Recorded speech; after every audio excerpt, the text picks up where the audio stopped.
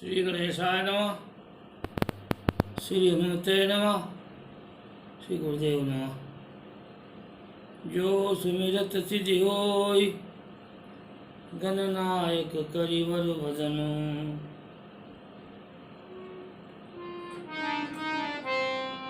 करो अनुग्रह सोय, बुद्धिराशि सुगुण सदन। मूक होई वाचाल, अंगु चढ़ई गिरिवर गान। जासु कृपा सुदयाल, जो सकल कले मलदान।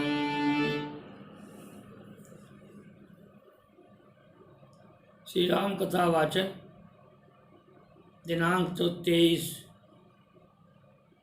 दिसंबर सन 2021।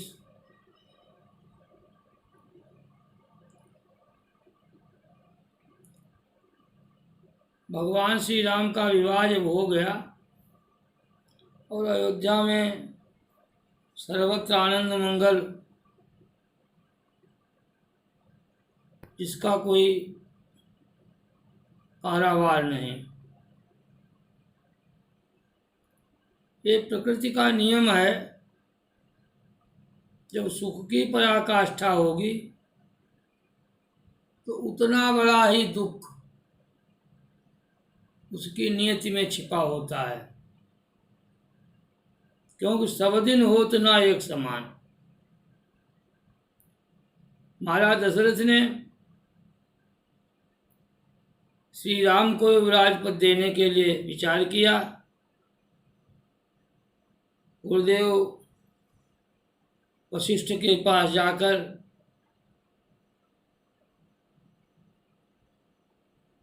उनकी अनुमति लेने का प्रयास करते हैं।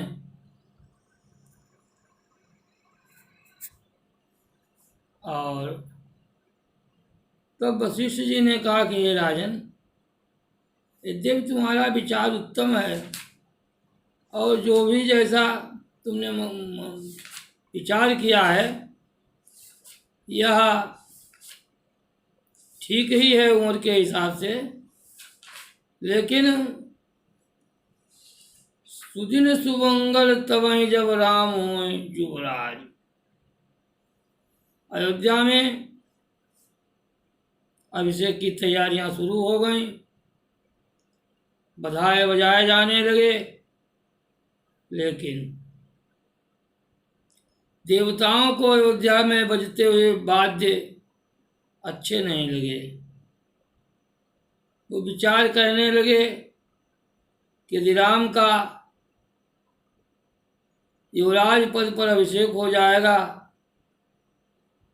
तो देवताओं का कार्य कैसे होगा। कैकेयी को माध्यम बनाया, माता सरस्वती से प्रार्थना की। प्रथमता तो सरस्वती जी जाना ही नहीं चाहती थी, लेकिन आगिल कार्य विचार बहोरी, करिहं चाह कुशल कवि मोरी। नाम मंथरा मंदमति चेरी, कैकेयी केरी, अजस पिटारी ताहि करि गई गिरामति फेरी। अयोध्या को सजाया संवारा जाने लगा। यह देख करके मंथरा लोगों से पूछती है तो कहा कि राम का राज्याभिषेक होने जा रहा है, क्या तुझको नहीं पता। उसका हृदय दाह से जल उठा। मंथरा अपने मन में जलती भुनती माता कैकेयी के कक्ष में पहुंचती है। माता कैकेयी ने उसको उदास देखा तो उसकी उदासी का कारण पूछती हैं। मंथरा ने कहा, रानी, तुमको इस बात का पता नहीं है कि अयोध्या की राजनीति में क्या हो रहा है। भरत शत्रुघ्न अंसार में है और यहाँ राम को राज्याभिषेक के लिए राजा ने तैयारियां कर ली हैं। आज कौशल्या के लिए विधाता दाहिने हो गए और तुम्हारे लिए विपरीत हो गए। यद्यपि माता कैकेयी राम से बहुत प्रेम करती थी, तो प्रथमता तो मंथरा को उन्होंने डांट दिया कि ऐसा तू क्यों कह रही है, भरत से भी ज्यादा राम मुझको प्रिय हैं, उनके तिलक से तेरे मन में क्षोभ क्यों हो रहा है। तब उसने बताया, रानी जब विवाह हुआ था तो राजा ने वचन दिया था कि तुम्हारा पुत्र ही राज्य का अधिकारी होगा, लेकिन आज राजा वचन से फिर रहे हैं, इसलिए तुमको भविष्य में बहुत दुख होगा, क्योंकि कद्रु विनित दीन दुख और तुम्हें कौशिला देव भरत बंद ग्रह से लखन राम के नेव।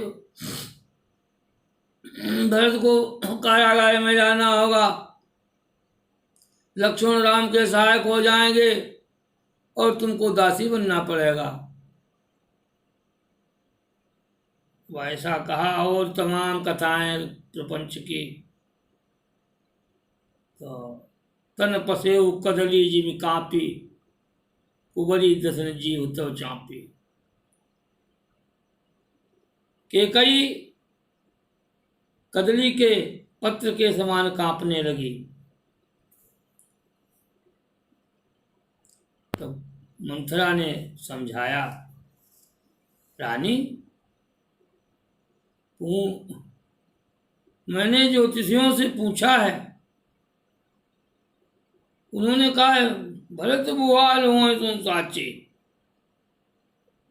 मूछों उन्हें देखते कांची। तो देवताओं की प्रेरणा हुई, वैसी ही बुद्धि कैकेयी की बनी। पूछने लगी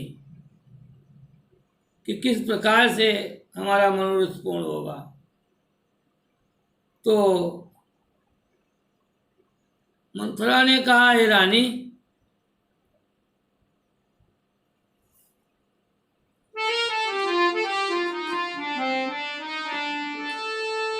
दुई वरदान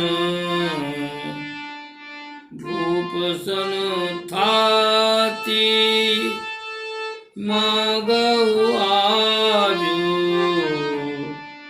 जुड़ावहु चाते।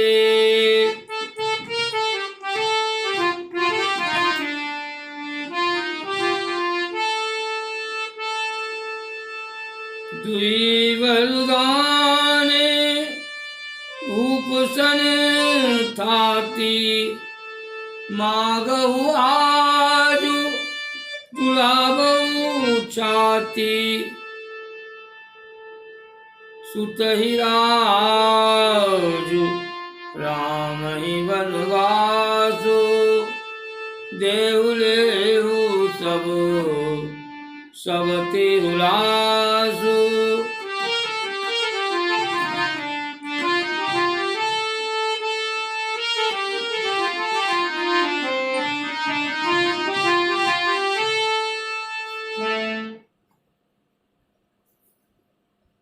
अयोध्या में मनोयोग से लोग प्रतीक्षा कर रहे हैं कि कब प्रातः हो और कब हम राम को युवराज पद पर देखें। लेकिन भक्तों ऐसा होता है, जो सामने दिखाई पड़ता है वो कभी कभी नहीं हो पाता है। यही राजनीति कही गई है। अब राजनीति कैकई के कक्ष में उसकी चाल चल दी गई। राजा सांध्यकाल की बेला में आते हैं, देखा कि पूरी अयोध्या सजी हुई है, लेकिन कैकई के भवन में तो दीपक भी नहीं जल रहा। उनका हृदय सशंकित हो गया। दासी से पूछते हैं, कहाँ है रानी? तो दासी ने बताया, वो अज्ञात कारणों से कोप वन में गई हुई हैं। अब तो राजा का हृदय और भी विचलित हो गया। जाकर के देखते हैं कि भूमि सैन पटुमोट पुराना और सभी जो है उसने आभूषणों को बिखरा रखा है। राजा उसकी ओर देखते हैं कि मानो कि बहुत ही बीभत्स रूप बना रखा है उसने।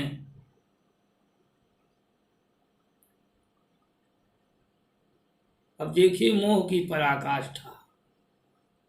रानी से पूछते हैं बार बार कि हे रानी, तुमको क्या कष्ट है, क्या पीड़ा है,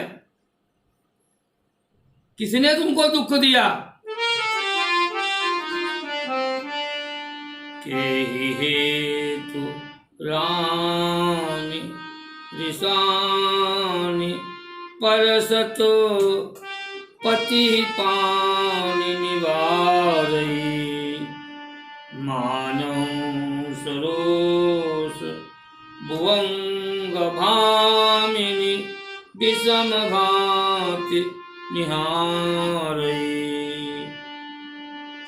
दुवासना रसना दसन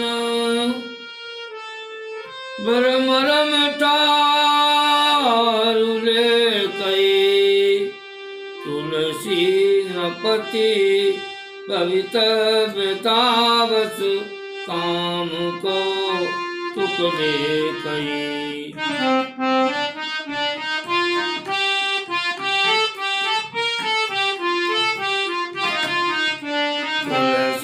नृपति भवितव्यतावस, काम कौतुक ले गई। तुलसी नृपति भवितव्यतावस, काम कौतुक ले गई। अब वनवास से संबंधित वार्ता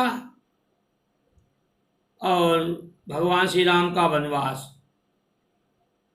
श्री राम कथा वाचन के आज के अगले भाग में रखूंगा। प्रेम से आनंद कंद भगवान की जय हो।